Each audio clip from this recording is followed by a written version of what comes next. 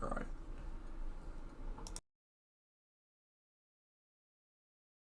The whole Liam Kumar Day effect, not really happening. Nigel couldn't make it. Yeah. I rang up Mendon all, he said he could make Don't dig this hole.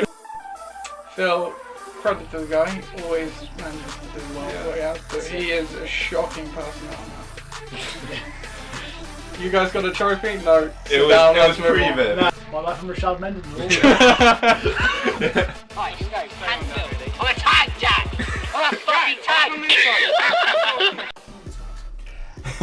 Hello and welcome to another episode of the LOC Report. It's Commissioner Stubbs back as always, and rejoined once again by Coach Taylor. He fancied another crack at it. I might not have even left my house for all I know. How's it going, Mike? I definitely left the house for confirmation, but doing well, thank you, doing well. Good. Well, you have an unorthodox pod, I guess you could say today, because sometimes we do a Sunday pod, but I can't think outside of Thanksgiving Day where we actually do a pod like in the live build-up to the games or when the games are going on themselves. We don't want to be doing it when the games go on themselves because we don't actually like to go and watch them. So I'm going to stop doing the intro and we're just going to go straight into the week one games and start off with the marquee matchup from week two. It was obviously week two after we had the great first week of the season, and the marquee matchup was Bed against Bare Necessities. Here we go.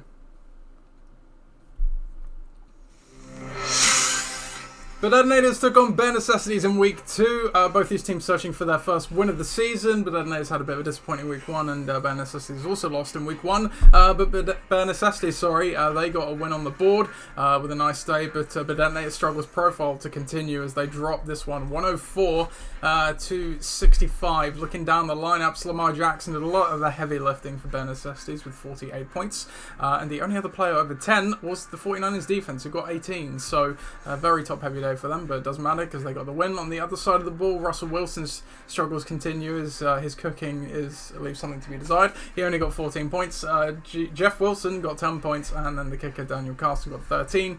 Again, those were the only players to go over 10 points. The history of this matchup all time now, let's take a look at that. Bare Necessities are now 7-10 all time against Bedadnators. So yep, they moved to 1-1. Meanwhile, Bedadnators fall to 0-2. Tough day at the office again for Ollie, Mike. Yeah, it is a tough day. It's been 2 weeks in a row now of a pretty underwhelming score. Obviously not helped by the quarterback sometimes. Again, if you look on the opposite side, the skill positions are actually pretty close this week. Just QB difference and defense Massively. Difference is actually the difference in this game. Completely. Yep. But 2 weeks in a row, not been bailed by Russell Wilson. The Broncos need to ride pretty soon for him to get back on the... It's a weird one. So they've hired, I don't know if you saw this, Hackett's hired some sort of like quality control coach or something, so on game days to basically help him manage like the clock and situations and things like that. Because I can't remember if you were here last week when the Broncos game was on. Yeah, the crowd started chanting the play clock when it was running down because they were having so many false start penalties and issues with like getting set up and knowing how much time was left. So hopefully that'll be one thing that helps. And as we were saying just before we came on, no preseason and stuff really. So the first couple of weeks, it's still going to take a bit of time. Exactly. So he could be cooking. He's cutting the onions up at the moment before he's chucking them in the pan. We don't want onions. We want the meat, don't we? When it comes to the Broncos team. Derrick Henry, the Titans. They're a very weird team, and they're going to be in transition. But obviously, if was it second pick, third pick of the draft, and you're picking Derrick Henry, it was a high one. You're going to want more than 8 points. You're going to want more than 25 scrimmage yards, and that's he salvaged his day with that touchdown ultimately, and he's looking like was he 28-year-old? Right. He's looking like a running back who's had a lot of tread on the tyres, basically. As you say, not helped by a worsening offensive line. Yeah, game script last week. Game script completely. Yeah, it's not. They've not had. I say they've not had the easiest opening schedule. They played the Giants in week one, so that's like. But the Bills obviously aren't an easy opponent. And then they've got no notable receivers really at the moment. Obviously, they traded AJ Brown, and he was that kind of threat that meant they didn't have to just stack the box. So. It's a worry. Yeah, tough times ahead, I think, for the Titans in general and anyone with those players. Obviously, as a result, that'll happen. We'll have to see what Ollie's going to do moving forward. Jeff Wilson, his pickup from last week, 10 points. He may be expecting a little bit more from a pretty porous Seattle defense at the moment. But yeah, definitely a bit of a troublesome time after 2 And weeks. we were saying about that one, obviously, I went quite in heavy saying that Jeff Wilson, I don't think is going to work out. I left off in that analysis last week that I think Trey Lance was going to be the main reason for that, as well as the other running backs and things. And yeah, obviously with Trey Lance going down, you can throw that out of the water now because he'll probably be okay. Again, he doesn't get a touchdown here, which was always the problem because either Devo gets them or whatever. Jimmy G got himself so last week. That's going to be the worry. But well, quickly jump onto Dave's team. Again, it's not that spectacular. Adam Thielen again, definitely looking like not the odd man out, but definitely the number 2. And anytime you've got Kirk Cousins on prime time, don't expect a big day from your receivers. AJ Brown again, you can see obviously his ceiling's massive from week 1. You're gonna have weeks like this, unfortunately. Nothing spectacular from the rest, and again bailed out by the QB and by the DST. Yeah, completely. And then looking to the bench, so I guess one ray of light for Ollie is that Breece Hall actually got some points after a pretty slow week 1. He looks like he's getting the reps now as well. And with these running backs, it sometimes takes them a while to adjust to the NFL game. So obviously Ollie will be hoping that he comes through. And Damian Pierce maybe even the same for my dad as well. So, my dad takes that one. So we will move on to the next game then. And before we go on, pick 'em wise, we both got that one right. In fact, we both locked my dad. Didn't we for that one? I don't think so. No. Sorry. No. You're right. We both picked my dad. But we'll come to the lock of it. Next game then, Napoleons, you are gold. Speed. Yeah. Napolitans took on your gold in week 2 to the newest league members we have, or among the newest. And it was a doozy. It was a close game in the end, 113-102 in favour of Napolitans. They get their first win. Meanwhile, your gold picks up their first loss. Let's take a look at the scores. So for Napolitans, it was a pretty even point stay. Derek Carr got 23 points. He actually benched Jalen Hurts for this one, who outscored him 34. Tyreek Hill, though, he picked up the slack with 31 points there. T. Higgins, he got his season going with 13 points. Christian Kirk, he's had a great start for the year too, 20 points. And then Evan McPherson with 13 there as well. Masking the Dolphins, 0 point, which we were very questionable of that defense choice. On the other side of the ball for your gold, again, a good day for them. Matt Stafford got 25 points.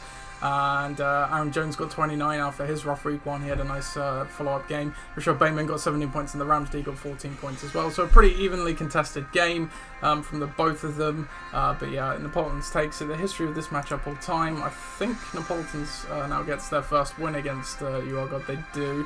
So it's 1-1 apiece all time. The first thing I'm looking at this matchup on the side of your gold, there's a big goose egg in the middle of that receiving kill for Paris Campbell, and I completely understand the play Michael Pittman's out. And he blamed me for, but as you say, it made sense on paper. And you can't expect that team to fall apart. No. As bad as they were horrific all sides of the ball. Even Jonathan Taylor didn't get going until garbage time. Indy does not like playing in Jacksonville.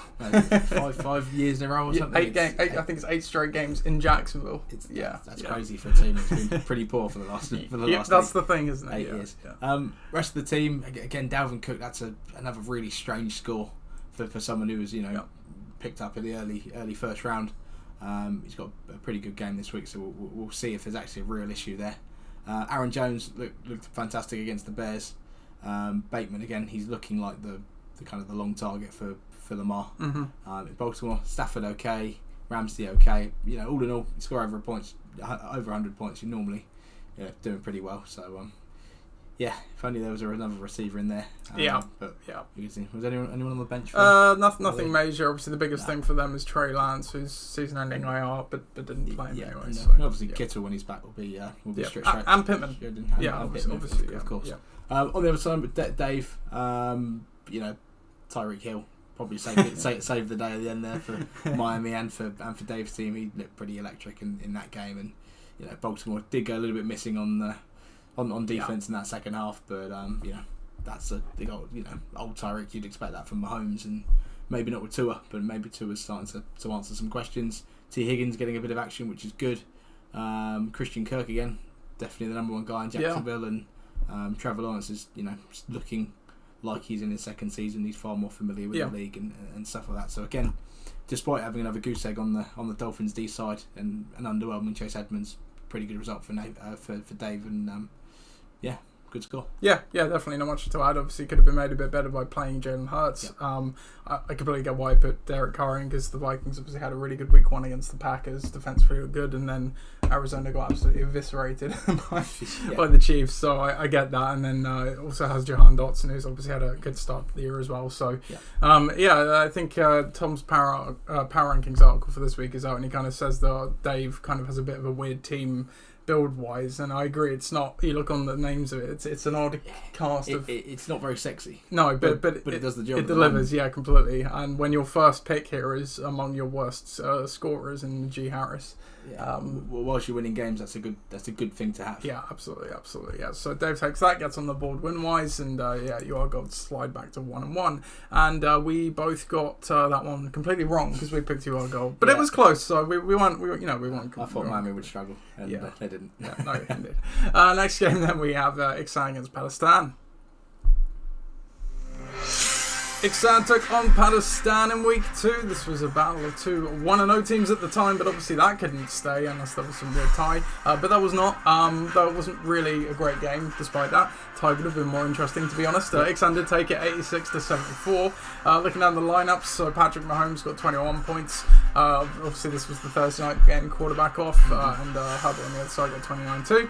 Elsewhere for Iksan, though, Amari Cooper showed up with 16 points. Christian McCaffrey got 13. Antonio Gibson got 10. And Justin Tucker got 10 onwards to that 86. On the other side of the ball for Palestine, so Justin Herbert got that 29 points. Tyler Bass got 12, no other players over 12 there, so not great really.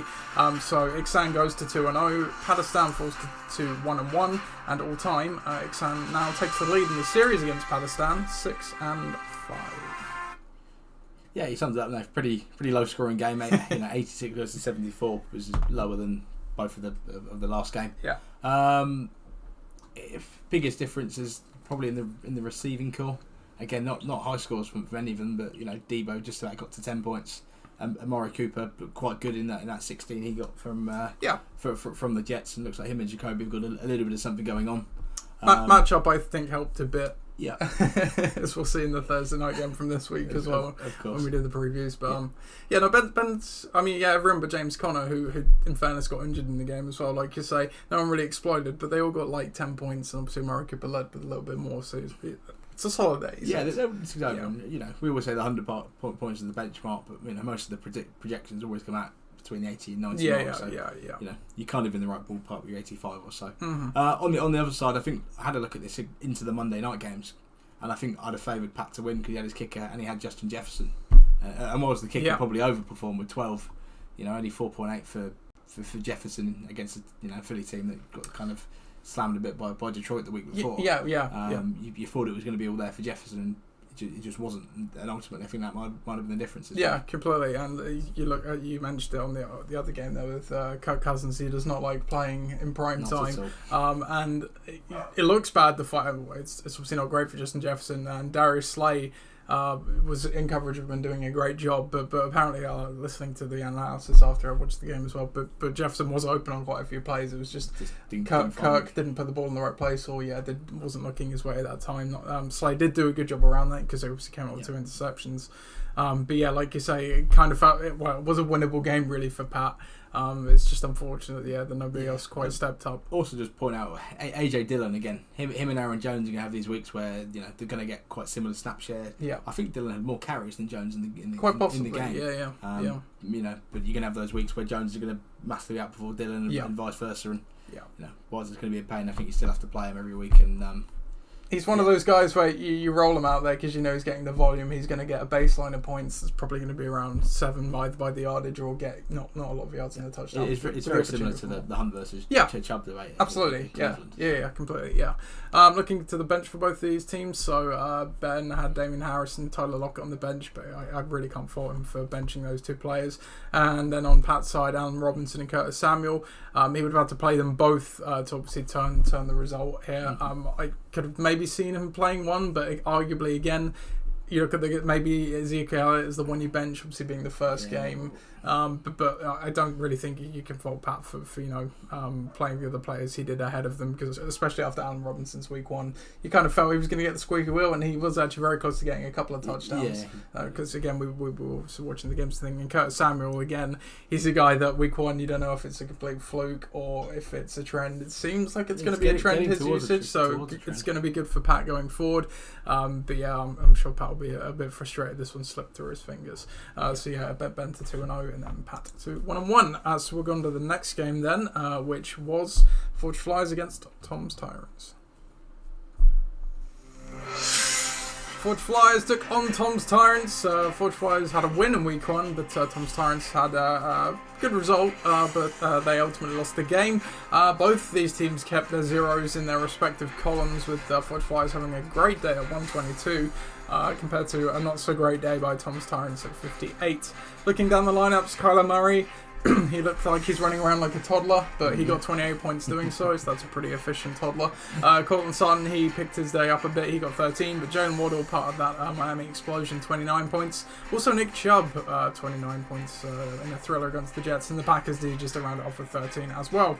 On the other side of the ball for Tom's Tyrants, Tom Brady got 11, which isn't really what you want from your quarterback, not helped by Mike Evans getting bounced from the game for shoving Marshawn Lattimore. He only ended up with 6. The only other player over 10 was the Broncos D with 13. And, as we know from the preview last week, they played Harrison Butker on Thursday night, who did not play in the game himself, so that was a big fat 0. So Forge Flyers, 2-0. Tom's Tyrants 1-1, and the history of this matchup all time, Forge Flyers have now levelled the series against Tom's Tyrants, 8-8 apiece. Yeah, not many positives for Tom. I guess the only positive for him in his team selection is that picking the inactive kicker didn't cost him the week, unless he went nuclear, which probably wouldn't happen. And it's pretty obvious to say if your top scorer is the Broncos D, then it's going to be a long week. We said last week we didn't really back the Brady and Evans stack. And yeah, 17, 18 points between them probably isn't enough to justify really picking them, but what other choices did he have? Miles Sanders looks okay. Jonathan Taylor, we said that it's just a really strange team at the moment. It's a weird one, Yeah, of those 63 yards, I think 50 of them might come in the last quarter. It was just crazy. Yeah, you're right. Yeah, because they would just suppress the whole game. And again, it goes back to this preseason thing, right? I think the Colts are definitely one of the teams that coming out with, on paper, seemed like a fairly easy first couple of games. Texans and Jags. Maybe the Texans are a bit better than people think. Jags certainly are better than people thought. But there's the obviously other side of that. The Colts just have not looked as good as people thought they would. But new quarterback kind of makes sense. It's going to take time. But obviously Matt Ryan's not going to get any younger. No, on a podcast last year they said shades of late period Peyton Manning, which I don't know if you followed the NFL much at that time, but compared to where Peyton Manning was and what he was in that final year of the Broncos in the Super Bowl, it was insane.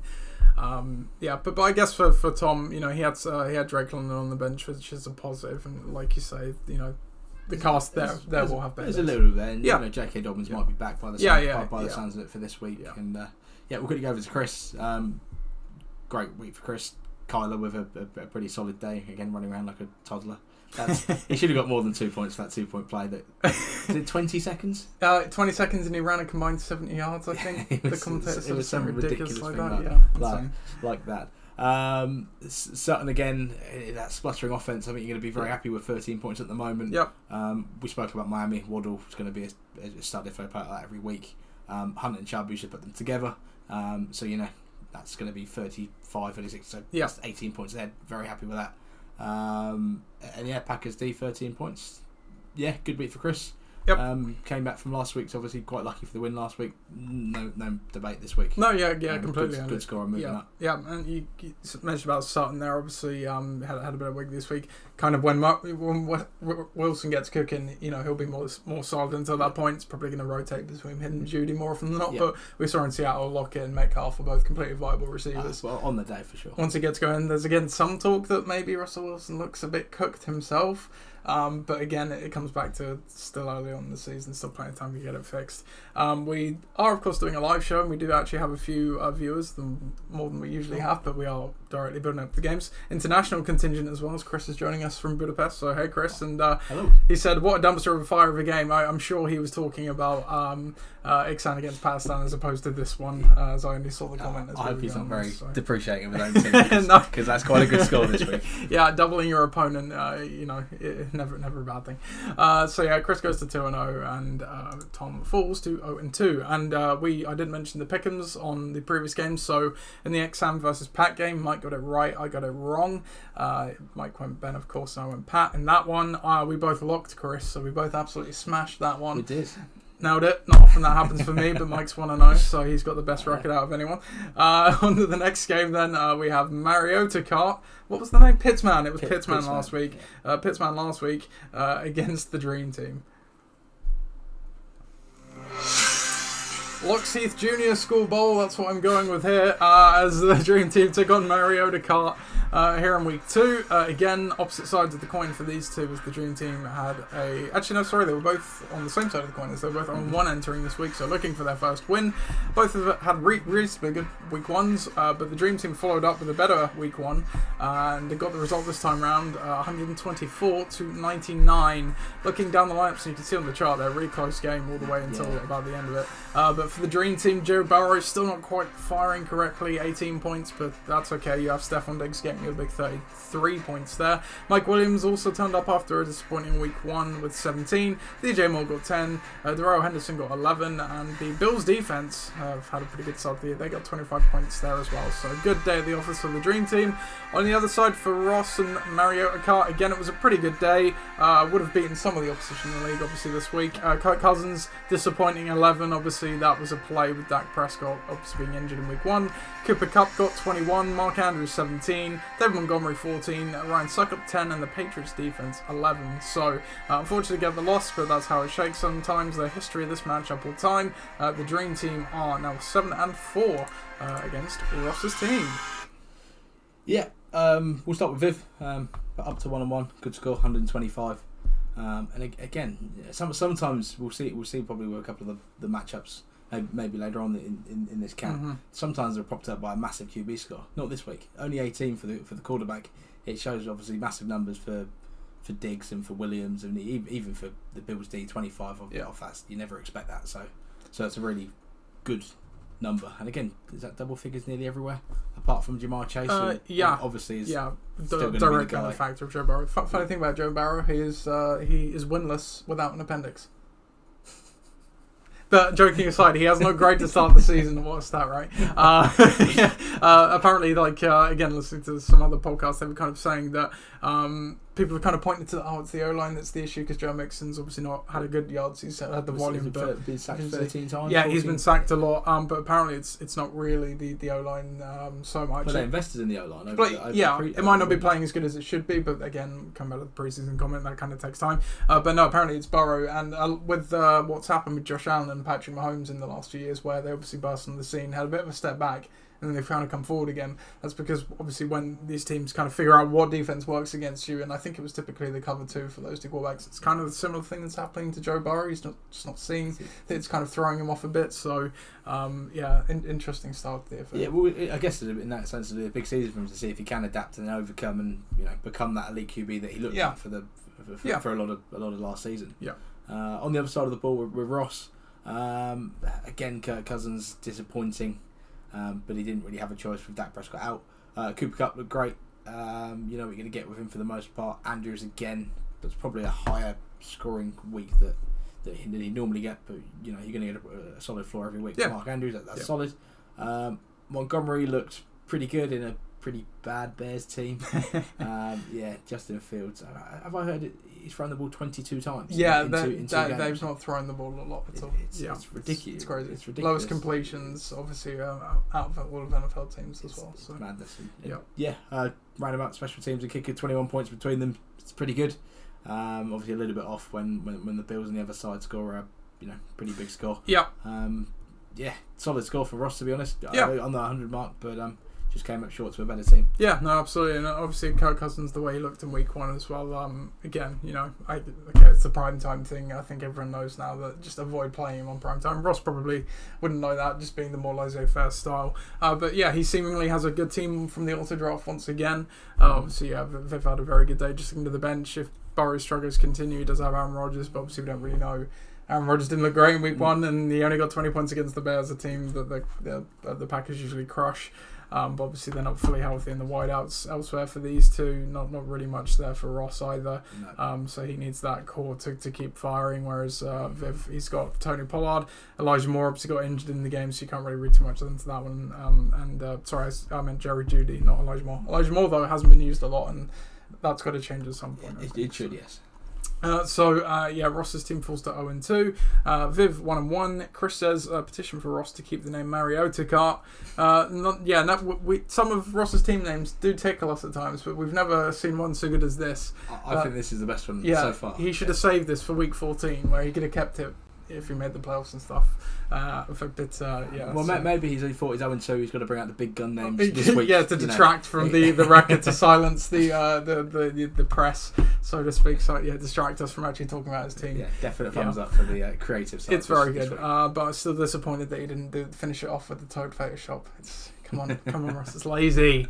We both picked Viv to win this one, so we were right on that front. So then we go to our last game of the week, then, which was I guess it's a podcast bowl, not the one we usually have. We'll call it. It's the podcast bowl. Podcast bowl 2. Let's go with that. Gridiron Gang against Bucking the Trend. Podcast Bowl number 2 pitted Bucking the Trend against Gridiron Gang last week. Both these teams riding high after a week 1 win, but Bucking the Trend is pretty much in the stratosphere at this point after scoring league high for week 2 and so far this season 140 points in the week.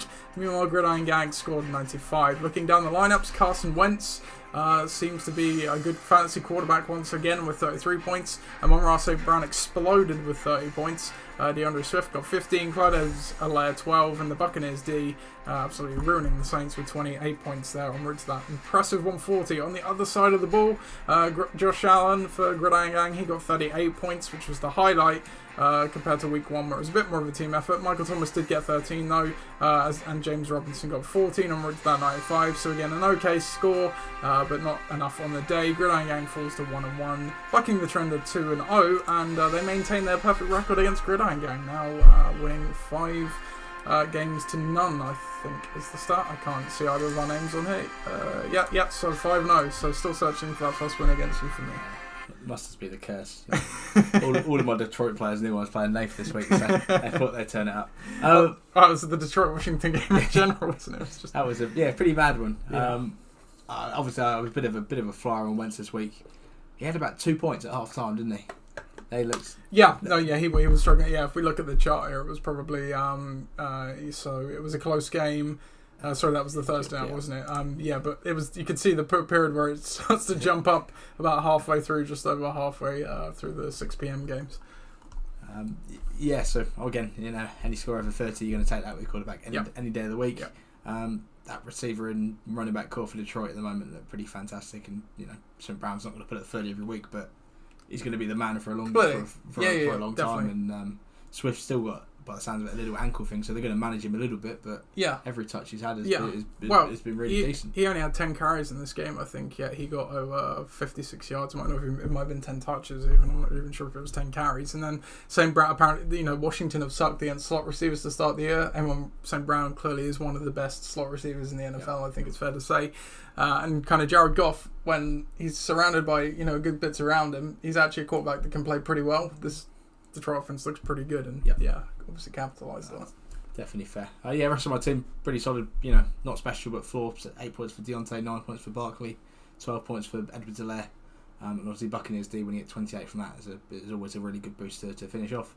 On your side, obviously not quite as spectacular. Apart from Josh Allen, bit of a shame. We kind of called it. He's gonna have a mega day on a Monday night game that might not matter. Kelsey's gonna score more than 5 points most weeks. That was just one of them weird things with Kansas where, with all their receivers, someone's going to miss out each week, and that week turned out to be him. Mike Thomas somehow got 12, even though Jameis was throwing picks left, right, and centre. Mixon's going to have better days. McLaurin is a little bit of not a concern yet, but it definitely looks like he might not be the clear number one. It's one of those cases where he's still the lead receiver, but the other guys have been definitely come up fantasy-wise at least outperforming. I mean, but I kind of view it the other way around as well. Unlimited chances and touches, he's still delivered pretty good scores the first couple of weeks. So, you know, over the course of the season, probably going to rebalance. He might not be quite as seeing as much work as you envision, but then if the offense is better as a whole, that kind of makes things easier, if that makes sense as well. So. Completely agree. Again, 95 is an okay score, just getting a bit unlucky with the opponent. And I said to you as well, if our game was actually competitive, I was planning on picking up McManus instead of Younghoe Koo, for someone else, and then playing them over Koo, because I like Koo for season long. McManus got 12, so it would have pushed me over 100 as well. Mm-hmm. Obviously, the defense kind of was the big difference, I think, between our two sides. Obviously, the skill positions wise as well, your guys did better. You stay at 2-0. You keep that 0 in the loss column, and I pick up 1 for the loss column. Can we do a quick shout out for Tua? Oh yeah, sorry, how could we forget? Yeah, 51 points on your bench. Your coach score is in ruins. It's good to see that. It's good for him to silence the doubters temporarily. Especially, you don't mind that in a game where you've won anyway. But it could have been, you would have been up near 160 with that. But it is what it is. And my coach got ruined by my roster antics because I did the thing where I drop players and pick them up. And so that was on my team for the end of the week, but who I ended up dropping, but I picked them back up again, so it's fine. We both picked each other for this one, so I got it right and you got it wrong in the pick 'em those. So. At least you won something. Exactly, yeah. Silver linings. So we'll go on to the league news now. So to do that, we obviously need a league news jingle, which is coming up right now.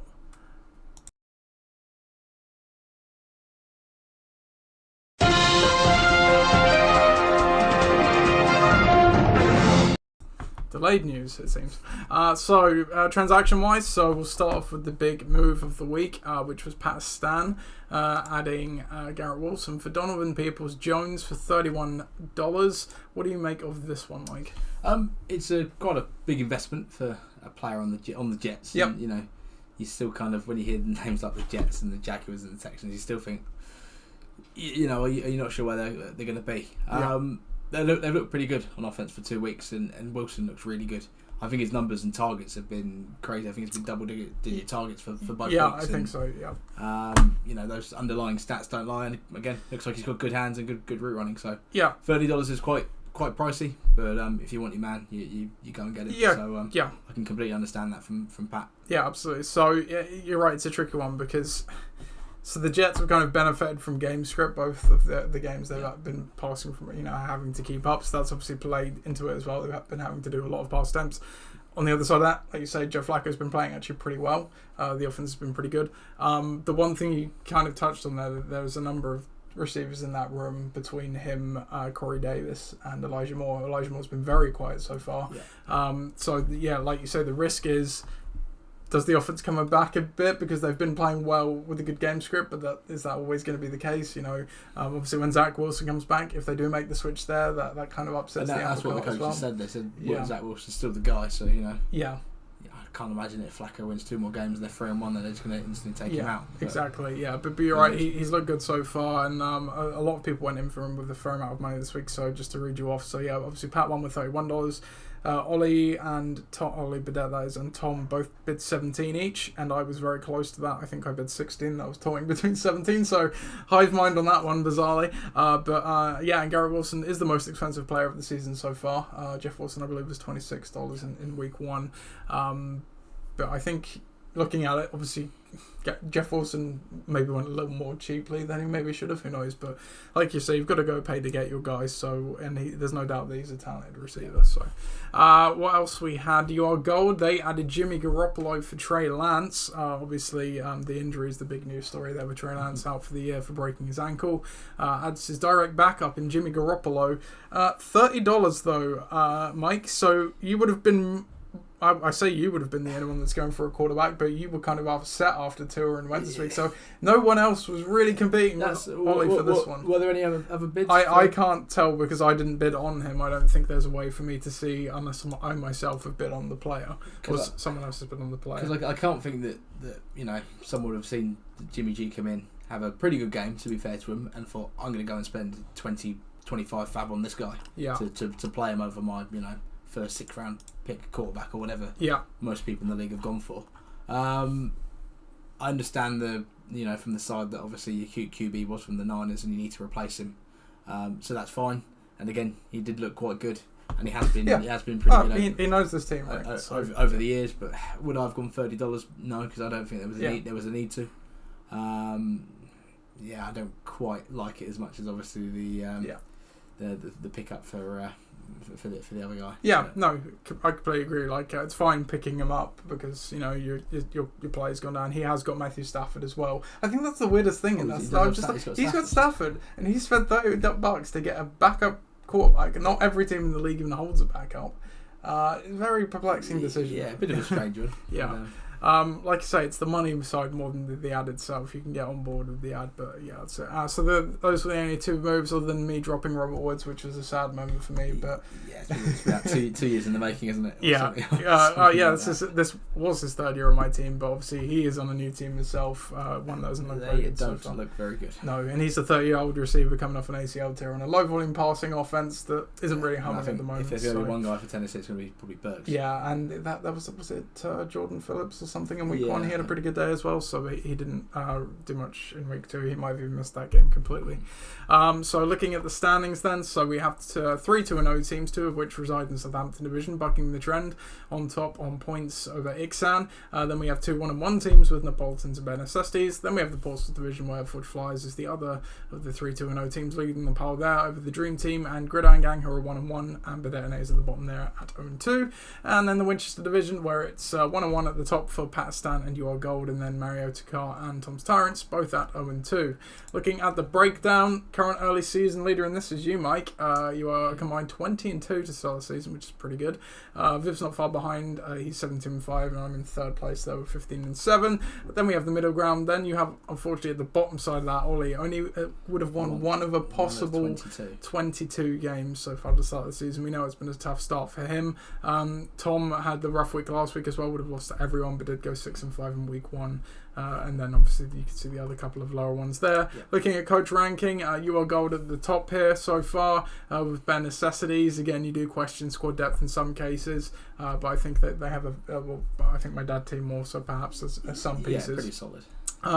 Then you have everyone else. They're kind of all in the same category really until you get down towards the bottom here with you and Pat at the bottom. Obviously yours last week was all driven by Tua, and obviously didn't matter. And then Pat as well. Pat different story. Maybe ruining as we saw in the game, the 2 players would have made the difference last week in that 21 points. Would have been harsh. Would have been harsh. Would have been harsh.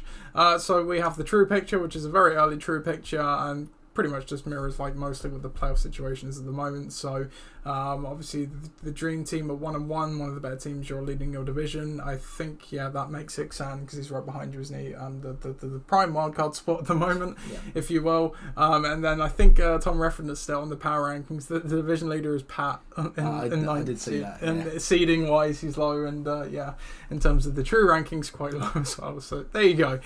Looking at other stats, so we only have one for you this week. That is Coach Nathwani notching his 90th career win, so congrats to you, Viv. It's still obviously a hot race at the top for all-time wins, and we have a couple of coaches within touching distance to be the first. They might enter the club together. 100 regular season wins is on the cards for Chris and my dad this week, so that's certainly one to watch out for as well. Power rankings have just dropped, so go check those out if you want to have some entertaining reading after you're done listening to us and watching the games. Debate Corner, we'll go to that now, so we need to find John for Debate Corner. He's had a busy day in Order! Order!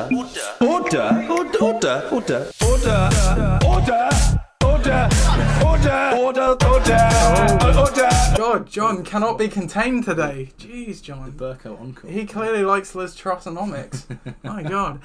So for Debate Corner today, we have, we as we just saw, we have 3 undefeated teams, which means the obvious question, it's early days, obviously 2 weeks to go, 1/7 of the regular season. Yep. But which of these teams is most likely to have a perfect season? So we'll just say perfect regular season for the purposes of this, because playoffs are a whole another kettle of fish. So that's between myself, that's between Ixan and Forge Flyers. Yeah. Interestingly, 2 of them playing each other this week. So there you go by the wayside this week. So I don't know. It's a bit of a hard one. You know, it's hard 2 weeks to really look into a lot of stuff. If I had to pick one, I would probably go for Forge Flyers, because it's pretty solid lineup all the way. It's got a solid QB, and that's probably my big fall down. I'm gonna have a week where my QB doesn't do anything. Yeah. And again, looking down the lineup, he's got depth everywhere. He's got his first round pick hasn't really turned up yet, and he's still been having an okay start to the season. Obviously, me and Ben are gonna play each other twice. Chris and Ben play each other this week, so we'll have to see how that goes. But no one will have a perfect season, I don't think. But most likely, I would go with Chris. Okay, yeah, interesting. So I was thinking your team just because your skill players are elite tier this year, but you're right with the quarterback. When you do the streaming battle, you will get it right.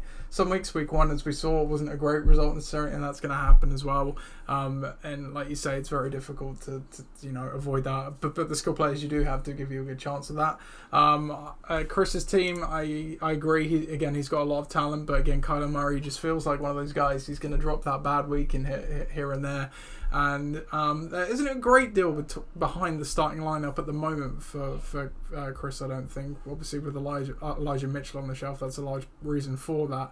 There's quite a bit unproven there. So as you say, he's playing Ben this week. He's got to get through the bye weeks with this as well. So I think my pick would actually be Ben. Just looking down at Ben's team here, he's got Mahomes, which again we kind of saw what his floor should be last week in about 21 points. Again, he's not blessed with talent. He's this week playing Tyler Lockett and Damian Harrison and Antonio Gibson for that matter over Deebo Samuel, for example. But he is also missing James Conner through injury. Micah Carter's a starting running back at the moment. There's not a great deal of depth there, but again, he's got that solid quarterback. Of all the teams, he's most settled at quarterback, and he's got a good complement of players there. Christian McCaffrey obviously hasn't been firing like you'd expect so far, so that could change as well. So my pick is Ben. Definitely fair. Yeah. So that leads us then nicely into the Week 3 preview, because you mentioned Forge Flyers and Nick Sand are going to play each other this week, as are Gridiron Gang and Mariota. Ben Necessities, You Are Gold, Napolitans and Padistan, Dream Team against Bucking the Trend, and Badadinators against Tom's Tyrants. So Chris said, "What a guy." I'm not sure who that was in reference to. Was that for me giving Chris? Oh yeah, probably. Yeah. I didn't mean it, Chris. I just couldn't pick myself, could I? Very true. But yeah, as I said, leading nicely, we've already picked the marquee matchup, or I should say Mike does, because the co-host has the luxury of doing that. And he did go with the Friendship Bowl, Forge Flyers against Ixan, so that is where we will start for this week's marquee matchup.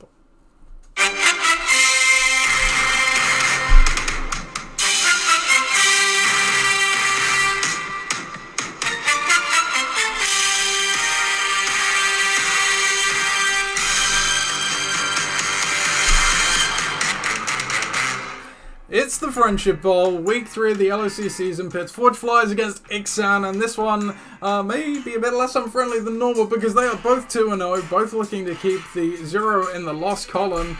Both had a good start to the year as well. Let's take a look down at the projections and see what's going on. Score-wise, we do already have points in this game from the first night game, 23-16. Looking down, Chris is leading, by the way, with that. He is still starting Kyler Murray, of course. Skill positions wise, Alvin Kamara comes back into the lineup, as he was obviously missed the game, injured last week, in place of Rashard Penny. But that does not change the formation. They're still going with Wishbone, 30 personnel, 3 running backs, 2 wide receivers. And 17 points to Nick Chubb, by the way, and then 6 for Kareem Hunt from the first night game onwards to that 23. For the opponent, Ixan, looking down the lineup, so they bring Damian Harris into the lineup over James Conner, who's of course injured. Has someone else come in, Tyler Lockett, over Debo Samuel as well? Yeah, so a bit of a shift in the lineup there for Ixan. So they are fielding. Did they start that? No, they didn't never start the year with 5 receivers, but they are going wishbone as well. 3 running backs and 2 wide receivers. 30 personnel. 16 points there from Amari Cooper on Thursday. He had a pretty good day. History of this matchup all time. We have Forge Flies are 14-5 all time against Ixan. Not so friendly result that one. Obviously, we've got some points on the board already for this one. The Cleveland stack of Hunt and Chubb. That's 30 points, so averaging 15. That's not 30, about 23. So averaging about 12 points ahead, which solid. Not great. It's solid, not fantastic for your first round running back or second round running back, and someone else you're kind of relying on. Amari Cooper though, 16 points. I think from where he got him in the draft, that's a really good pickup and a good put in for Ben. We look at the QBs. Mahomes at Indiana. Again, that's going to be a really good matchup. I think Kyler Murray home to LA. Could be. I think Kyler's going to have one of those games to try and keep up in the point scoring phase. It is, but there's this thing with the Rams and McVay own the Cardinals. Doesn't matter when they play, they always seem to own them. Like you say, does Kyler end up getting a good amount of points ultimately? But by being in the game or losing, but it's a worry for Chris, I think. Yeah, I understand that. And again, I'd more look so on the other side. And Mahomes at Indiana, the way they've played, that looks like a fantastic green light matchup for Mahomes. The worry would be with that is that they get up too big too early. Maybe. But you got to, I guess Mahomes would be. You think if he's up that far, then he's probably already got the work done. Look at Atlanta. Seattle done it great, but this has to be the matchup. If Seattle are going to do something this year, this is the time to do it. McCaffrey at New Orleans, it's not great, but McCaffrey, there's a player in there somewhere. Damon Harris. That's what you want from your first round draft pick. It's a player in there somewhere. Damon Harris at Baltimore, he looked quite good last week. Baltimore still pretty good against the run, so we'll have to see. Gibson at Philly, again, that might be okay. He's looked better than he was at the start of the season. And Ravens at New England, that's going to be a bit of a funny one, obviously, running back against his own DST. But I don't mind that because we'll see in a bit that at the moment I'm currently going to be doing the same thing. It does. I think you get into a bit of an issue when you're playing a quarterback against a defense. That feels counterintuitive. But I think you can have that. I guess because you take away points normally against a QB. You're running back. You get your 100 yards and a touchdown. If the team only scores like 13 points, let's say, running back has a decent day. Probably the defense has had a pretty good day, limiting to the points and turnovers and whatnot. That's possible. That's definitely fair. Quickly on the other side, Cortland Sutton at San Francisco on the Monday game or Sunday night game. Again, it's going to be probably a tough game for Denver, but Sutton could be the guy. Waddle at Buffalo. Normally I wouldn't like it, but I've just read that it's pretty weak. The Bills secondary is struggling. Apparently they've only had the 4 starters have only got 3 games between them in the NFL, which is pretty staggering. Only 3 games more than me and you know. So we'll have to see. I think that's a good start for Waddle. Kamara at Carolina. It's going to be a bit of a matchup really between McCaffrey and Kamara in that matchup to see what happens. Yeah. And Chiefs at Indiana, I think it's a good matchup. And kicker's a kicker. He might get points at Detroit. Yeah. Who knows? I think it's going to be pretty close. I saw the prediction was quite a long way in Ben's favour in terms of the projections. But I reckon I will just go for Chris. I just like the idea of Waddle and probably Kamara a little bit more. Yeah, I think I'm going with Chris as well. I wonder with Kamara because he's obviously battling that rib issue. Is his work going to be scaled back? Panthers defense has been okay to start the year, but I think that may be more about them opposition playing the Browns and the Giants. So I think this could profile as a game that could be very good for Kamara, especially with Winston. He's hurting a bit at the moment as well. So if they can lean on Kamara, I think they probably will. They will. Otherwise, like, okay, Murray's a bit of a risk for me, but like you say, even if they get owned by the Rams, he could still have a good day. Chiefs as well as an interesting one. I was considering them one of the many defenses I've been considering, as you can see by the waivers this week. You like a play with your defense. Yeah, I love it. would have loved it if Pittman wasn't there. With Pittman being there and then being at home, the Chiefs D isn't one of those. It's one of those where you're kind of banking on the Chiefs having such a lead. It just means the other defense is playing catch up, and that's when they get their sacks and their turnovers and things like that. Yeah. Obviously, they had a good game against the Chargers on Thursday night, but the divisional games are a bit different. But yeah, looking on the other side, and Chris, not on holiday as much it seems, as he's trying to do some co-hosting, saying, "Are we going to say how many of Ben's players are on garbage offenses?" I was going to mention. I cannot believe Ben is benching Deebo Samuel, like we just said in the debate corner section. Denver's D is pretty good for Deebo Samuel. He's guaranteed touches from the backfield. He's guaranteed targets. He's playing with Garoppolo, which he did very well with last year. I can't believe he's rolling the dice on Damian Harris and Tyler Lockett. I think Gibson, even if it's against the Philly defense, it makes sense because until Robinson comes back, he's getting the touches. Yep. Obviously, you're not benching McCaffrey, but to have a leap of faith to play Lockett over Deebo Samuel just seems insane to me. Like, the Seattle offense doesn't look good so far. They've, I think, played about as good as they can, and the output's not been great, right? I get the Atlanta defense isn't great either, but I don't know. It just seems like a real head scratcher for me. Damian Harris as well. He's the lead running back, and every year it feels like this was Damian Harris. He slips down the draft because they're like, he'll get injured. He's going to be used up by Ramondre Stevenson. He's still the lead running back. He's still going to get touches against the Ravens. Yeah, it's tough, isn't it? I can't believe he's benching Connor. Deebo. Yeah, and again, you've got the Ravens defense against New England. That could be good. I streamed the Steelers, who are I say they're a far inferior defense. Ravens are really banged up in the secondary as well. You mentioned about the Bills being banged up in the secondary. Ravens are as well. So, yeah, I don't know. There's too much not to like for me on Ben's team this week, so I'm going to go with Chris. And hopefully Chris is happy that we mentioned about the garbage offenses there. Yes, he's right. Ben's a lot of home players in this game, though, we can see. Not a lot of away players. On to our next game then, which will have to be a bit quicker, but that's fine. The marquee matchup is that's fine. So that's fine. The Dream Team against Bucking the Trend.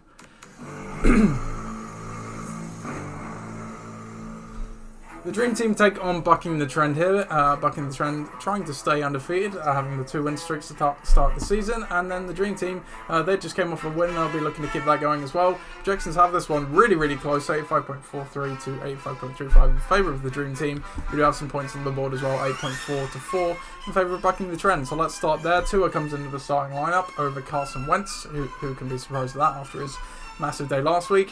Elsewhere, you are unchanged from last week. Yep, so you're still rolling out the 30 personnel, 3 running backs, wishbone. On the other side of the ball for the Dream Team, Burrow keeps hold of his starting job this week.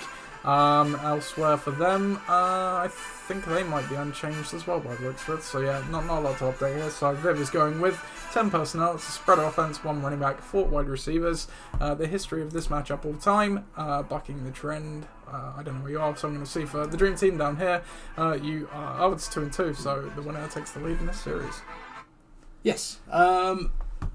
Yeah, my team is going to be relying again quite heavily on Detroit at Minnesota to see what they can do. Swift, I've been told, or I've read, should have a bit more involvement than the last week, which can only be good news.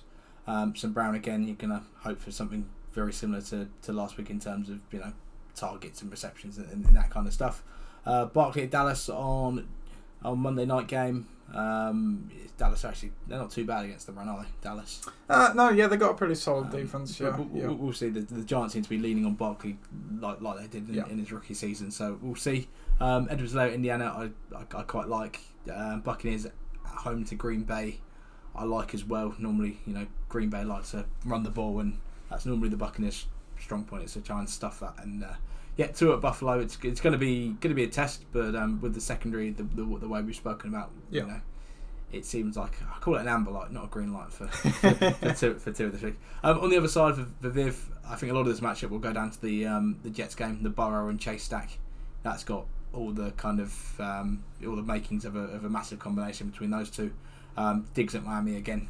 If that game turns out to be a bit of a track meet between the two sides, then Diggs is probably going to be involved heavily.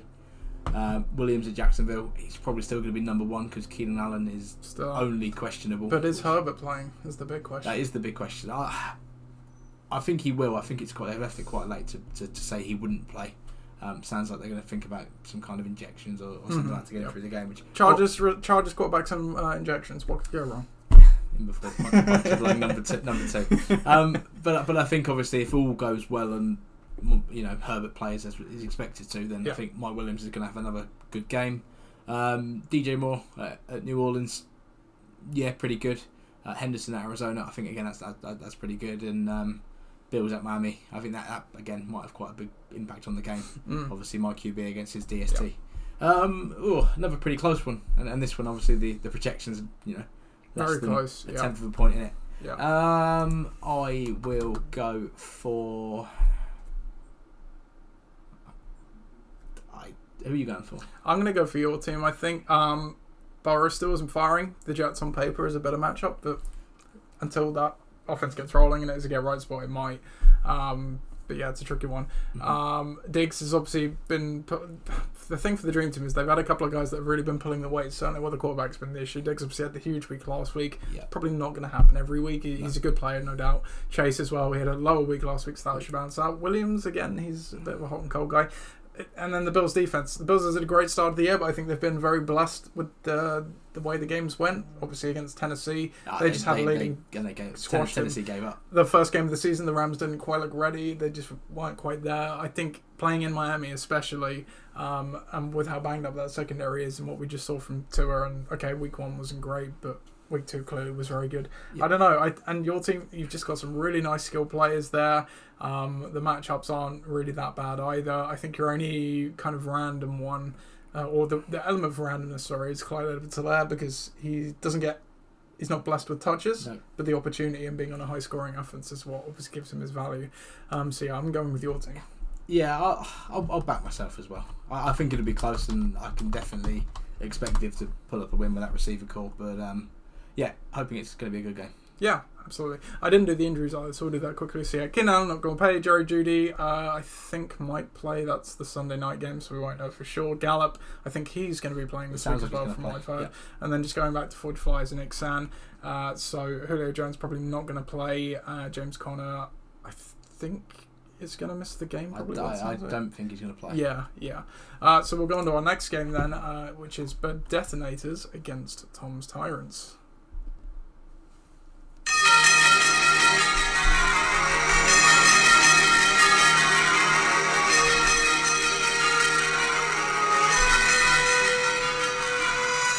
Going out of the divisions, we have a 0-2 off in this one. Both teams searching for their first one of the season. Both have had their fair share of struggles. It's Bird Detonators against Tom's Tyrants.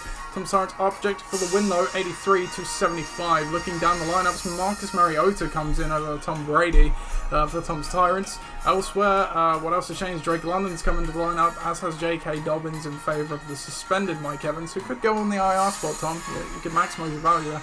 And I believe Cam Akers to the bench as well. So yeah, they are going with Wishbone as well, 3 running backs and 2 wide receivers. On the other side of the ball for Bird Detonators, they're sticking by Russell Wilson front of the week. Receiving wise, Chris Olave comes into the lineup, and I think that's their only change from last week. So they are rocking the 30 personnel as well. 3 running backs, 2 wide receivers. The history of this matchup all time, Bird Detonators are 8-11 against Tom Tyrants, and obviously a Corona Bowl rematch as well. Indeed. And a founding team bowl. Yes. Before my time, unfortunately. Very much so. Big game this. I don't know the stats about people making playoffs from being 0-3, but obviously there's a big difference between 0-3 and 1 and 2. Yeah. Not so much in the score, but it just feels like at 1 and 2 you're not as far behind, is it? I think 0-3 is the cornered animal game, and if you lose that one and get to 0-4, it's pretty much good night. It's curtains, for sure. And a couple of bold plays. Mariota at Seattle. I get why you don't want to play Brady, and I just think, is there anyone else better on the waiver wire? Sorry about that. So someone like maybe Jared Goff. Mariota's got a bit of legs. He's going to get you some yards. I think that's probably where Tom's going with this one. He's going with surely he's not going to bust. Seattle have been okay on defense so far. But yeah, you'd think Mariota. And I like if you're going to play him, you're going to stack him up with Drake London. I like the idea of that. It's a little bit boom or bust, because if he has a bad game, then London might do as a result. Sanders at Washington looks good. Marquise Brown at the Rams. Again, depends a bit on how that game goes, but should be okay. Dobbins sounds like he's ready to go. Yep. And I believe Kenyon Drake is inactive for that game. Yep, he is. Yeah. Funnily enough, you probably saw Tom was messaging me. He was just asking which I would go with between Akers and Dobbins, and I said the exact same thing you just said. He's been pushing the play since week 1 practically. Been practicing him for 2 it's weeks. a tough game to go in for. Obviously away at New England. But if you pick him up this early in the 4th, 5th round in the draft, I think you're kind of having him ready to play this one. Jonathan Taylor at home to Kansas. Not a formidable defense. I'm pretty happy with that. Yeah. And he's got a kicker this time. He's good, and the projection was pretty close. It could make the difference. We'll quickly go over to Ollie because the time is running out. This is probably last chance saloon for Russell Wilson on the Sunday night game. Lamb at the Giants, pretty good. Chris Olave. He's had looks. If you're into your air yard stats, he had a ton of those last week. 358 Something ridiculous like that. that. Yes. How many points did he actually end up with last week? We can have not. I don't think it was awful, but yeah, it wasn't 60. Okay. Actually, no, 80, and he lost the fumble. Never mind. Henry at the Raiders. Raiders defense look a little bit strange. So this again, these are the games that Derrick Henry in the past used to completely eat up. So you've just got to rely on it. Jeff Wilson again. You put your draft capital into him or your fab capital into him in week 1. You got to back him. And Etienne. That's a strange one again because James Robertson looks like he, week by week he's going to be the guy still. But Etienne still had his opportunities, and if he gets a couple of touches, he can make stuff happen. Yeah. Again, pretty close game. Not as high scoring as maybe the other ones. I will go for. Let's go for Ollie. You're going for it? Yeah, I'm going for Tom. Both 0-2 obviously, but Tom's looked like the better. Okay, last week wasn't great, but Tom, I don't know. I need to see a bit more from Ollie. So I think I don't massively like Mariota and London. I know it's Seattle, but Seattle's defense hasn't been the massive issue this season. Yeah, sure. I was close to locking up Tom's team there, but I think that would be quite bold. I thought you might have done. I was thinking about it. Next game then, it's Gridiron Gang against Mariota. We got it. Gridiron Gang takes on Mariota Kart. Both teams coming off a loss, but Ross already has 2 of those this year, looking for his first. He's projected to get it though, 1-3 to 96. Looking down the lineups, so for Ross's team, I think Gabe Davis comes back in the lineup as he obviously missed last week's game, in favour of, I'm not even sure who he benched. Dalton Schultz maybe? Who knows? He may have dropped the player, I'm not sure. Anyway, he's going with 21 personnel, 2 running backs, tight end and 2 wide receivers. On the other side of the ball for Gridiron Gang, let's see, Darren Waller comes in for Terry McLaurin. That is the only change, so I'm rolling with 22 personnel, Ooh, unique. 2 running backs, 2 tight ends, and a receiver. The history of this matchup all time, I am 5-7 against Ross's team. Quick fire. Right. I don't care, it's my game and Ross isn't listening, so it's fine. Josh Allen at Miami, he's going to score points. He always does. Inevitably score points. He's going to be fine. Kelsey at Indiana, again, all things point towards a good game. It just depends. Is he going to be the guy that gets left out like they seem to sometime in Kansas? Yeah. Mike Thomas is looking like his old self. Has he got a QB that can kind of give him that? We're still not sure. Big question mark for him, for me. Waller at Tennessee, that sounds pretty good. Mixon at the Jets, that sounds pretty good. Robertson at the Chargers, not as good, but again, let's see what happens with her. But let's see what happens with that Chargers offense. Sounds like a big question mark. Obviously you've got Juve at Chargers D there against Robertson. I think I'm doing a live swap-in of the Eagles D here against Washington.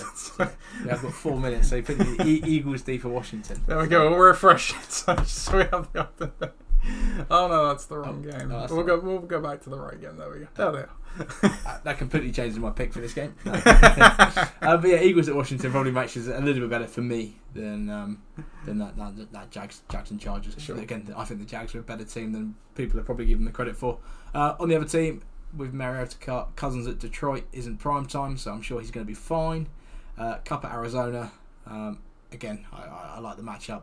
Mark Andrews at New England. Yeah, I like it. Montgomery at Houston. Yeah, pretty good. Gabe Davis at Miami. We'll see, but again, I think he'll be fine. this matchup was a lot of good stuff, but nothing that kind of, screams out smash. Kind of, I really love it. Who would I go for?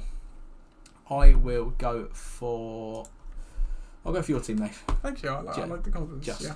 I think it's going to be a tricky one. Ross is 0-2, but it's kind of an odd 0-2 because he's got a pretty good, sneakily good team. Yeah. I'd like to have confidence in my team. Behind Alan, obviously week 1 was very good. It's been a bit inconsistent. I don't know. I think I'll go for Ross's team this week. Just Kirk Cousins had a bad day. He could fire against the Detroit defense and offset Josh Allen completely. And then skill players wise, I don't know. Ross just looks pretty good. So you go with me. Thank you for the confidence. I was really going to lock you in there. Ross, and then NS goes for Ross.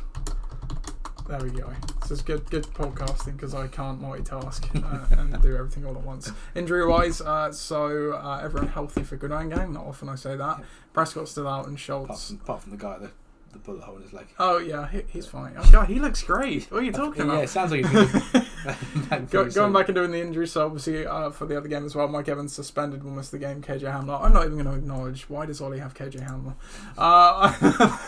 Next then we have penultimate game, necessities against You Are Gold, and I need a jingle to be able to do this game. And after that, I will put the games on the TV so we don't.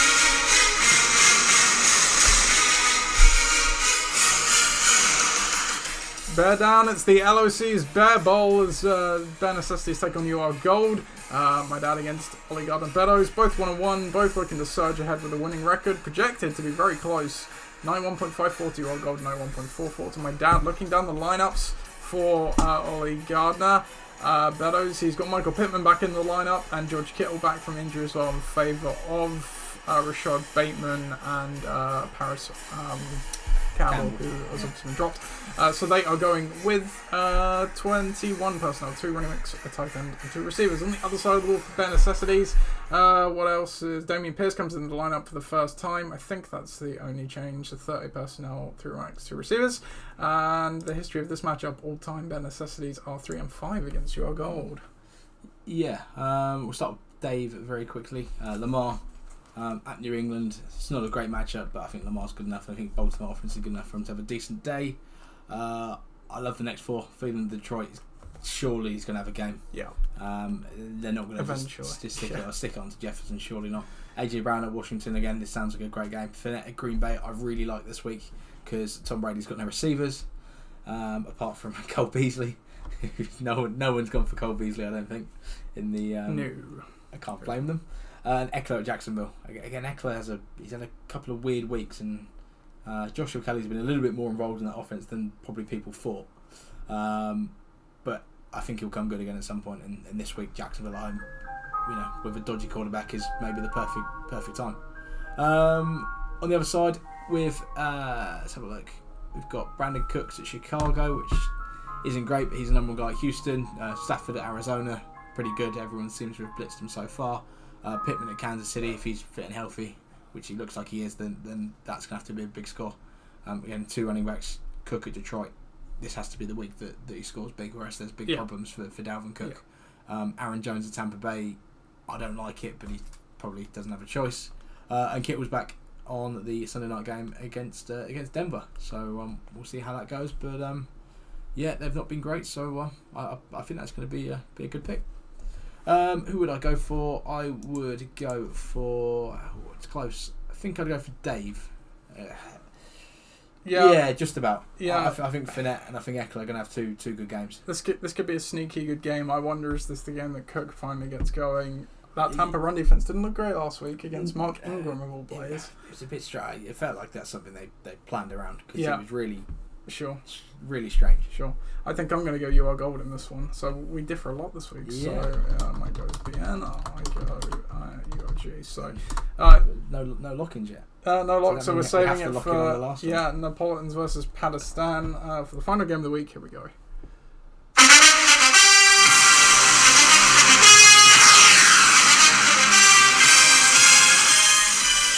Napoleon's take Uzbekistan. These two also looking to see if they can go ahead and get 2 in the win column. It's a close one so far, 10 points to 11 points for Pakistan, but Pakistan have the projections 96 to 85. Looking down the lineups, Jared Goff comes in for them over Justin Herbert, but Justin Herbert will be subbed in if he does play. Other player-wise, let's see, I don't think they've made any changes, so still going with the 30 personnel. 3 running backs, 2 receivers. On the other side of the ball for the Portland's, Jalen Hurts back in the lineup over Derek Carr, and is that Kyle Pitts coming into the lineup possibly? I can't remember. Edmonds? Chase Edmonds. Yeah, for Chase Edmonds, I think. So they're going with 11 personnel, 1 running back, 1 tight end, and 3 receivers. History of this matchup all time. Neapolitans, where are you? 1-0 in favour of Neapolitans. So only the second game they've ever played. Mike, what do you see? Alright, we'll start with Pat very quickly. Goff against Minnesota sounds pretty good. Jared Goff looks quite good at the moment in that Detroit team. Devontae at Tennessee, I think, could have a massive game. Jefferson at home to Detroit. Again, that's got all the makings of a massive score based on how many points Detroit have given up. Patterson at Seattle, don't massively like it, but he still seems like he's the workhorse, so we'll get the opportunities. Zeke's still in there. Little bit of a doubt about Zeke. I said last week I'd still back Zeke, and all it takes is a week, and I'm not so sure. And Dylan at Tampa, same thing as Aaron Jones before. I don't like the matchup, but he's probably going to get the opportunities to have a score. All the we can see that things are literally kicking off. We have the game. I've got distracted by all the colours. On the other side, with Dave Henderson, we've got Hurts at Washington, which should be good. Tyreek Hill, again, if they get past that secondary, he's going to have a field day at Buffalo. Higgins at the Jets should be good. Kirk at the Chargers, again, should be good. And I like Pitts at Atlanta. Obviously, it's a bit strange that he's had 2 targets in 2 weeks. He's had like 1.8 points both weeks, I think, something like that. Yeah. Surely that can't continue, and especially in an 0-2 team. But we'll see. Who will I go for this game? Do we have to lock in? Or can we can go back and lock someone else. I will go for Pat, but I will not lock in. Alright, goes for Pat. I think you've got to. No, I'm gonna go for Dave, because Jalen Hurts should have a great day. He's got some firecrackers there. Obviously, Najee Harris getting 10 isn't a great start. As I'm saying this, I kind of want to change my choice. I'm going to change my choice and go for Pat as well. So, and then locks. Who are we locking after the fact? I think I'll go back and lock. I'm going to lock. I'm going to go bold where you're thinking. I'm locking Tom. Fuck it. That's right. I'm going to lock Chris against Ixon. Oh, there you go.